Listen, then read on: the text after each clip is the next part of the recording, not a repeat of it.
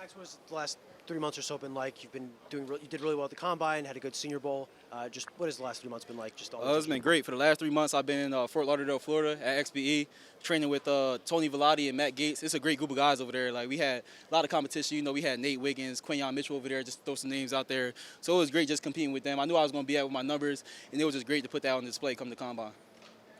And Max, you touched on it a little bit when you were on the NFL Network the other way, but a lot of Rutgers defensive backs have gone and have really long, successful careers in the NFL. Mm-hmm. Just what does it feel like for you to have that, sort of network of alumni from Rutgers, and where do you see yourself in that? I guess it's great, man. One of the best things you can do is use the resources, And when you have Super Bowl champions like the McCourtney twins and just a long line of Rutgers DBs, like you said, like it's great to use them as a resource, pick their brains, get a lot of advice from them. So yeah, I've been talking to those guys, and I can't wait to translate it to the field.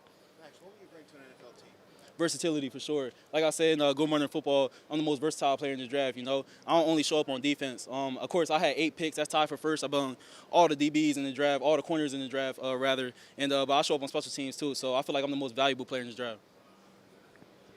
What's the Melton household like? With your brother Bo, your parents, like, just what's the conversations been like?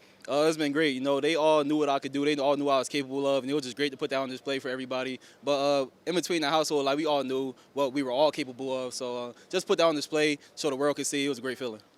Max, you were on the Wake Up Show with the football. How has it been like to deal with all this added media hype and all that stuff? It's been great. It's been great. I like to think I was underrated. Even coming out of high school and even in college, I'm really underrated. So to get that exposure now is great. I'm trying to maximize it to the best I can. So, yeah, it's been great, to be honest. Max, you faced some good quarterbacks and great receivers in Big Ten play. How do you feel it's prepared you for this opportunity?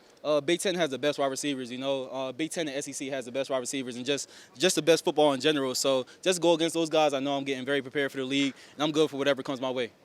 Max, I saw you working out with Coach Christian Parker for the Eagles. What would it mean for you to play in your own backyard? It'll be great. It'll be great. I'm not going to lie.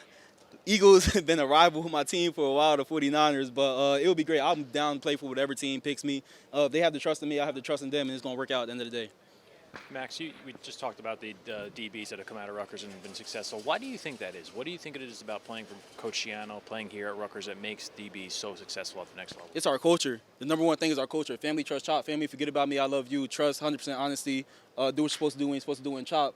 Mental toughness, physical toughness, perseverance. You take those things and translate it to the field, you're going to have a great career. You're going to have longevity in your career also. So I feel like just taking the things from Rutgers and applying it to the NFL, that's why they've been in the NFL so long and productive. Actually been shooting up mock draft boards over the last few months. Yes, sir. First, second, third round grades. Where do you feel like you fit? Do you feel like you're a first, second round? Do you deserve to be picked in the first or second round of the NFL draft? Yes, sir. I feel like I should be the first corner off the board based on my production, versatility, and just how valuable I am. But I know realistically I'll probably be second round. Maybe I can slip into the first round. But yeah, that's where I feel like I stand. Max, you touched on this a little bit before, but just following in the footsteps of your brother, who's obviously with the Packers now and having success there. Just what has it been like for you to have that journey, and how much of a motivating factor is it for you to sort of follow in his footsteps? Definitely motivating. I go to my brother for 90% of the things that go on in my life. We have a 3-year age gap, so a lot of the stuff he's been through, I'm going through right now. So, I lean on his shoulder for a lot of things, ask him a lot of questions. And I asked him questions about the Senior Bowl. He went to the Senior Bowl. I asked him questions about the Combine. He went to the Combine. So, not too long ago, so the Combine really ain't changed. The Senior Bowl ain't changed that much. So I lean on my brother a lot. Max, how do you think you've grown as a player and a person at Rutgers?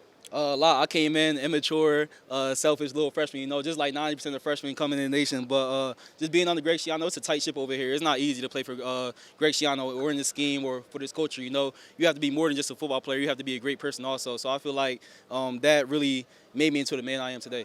Max, you also played special teams at Rutgers. Not often do you see a top corner do that. Can you talk a little bit about your mentality taking on the third phase responsibilities? Yeah, special teams is 33% of the game. It's still 33%. And with punt and punt block, the two main things I'm on, it's the biggest trade in real estate of the game.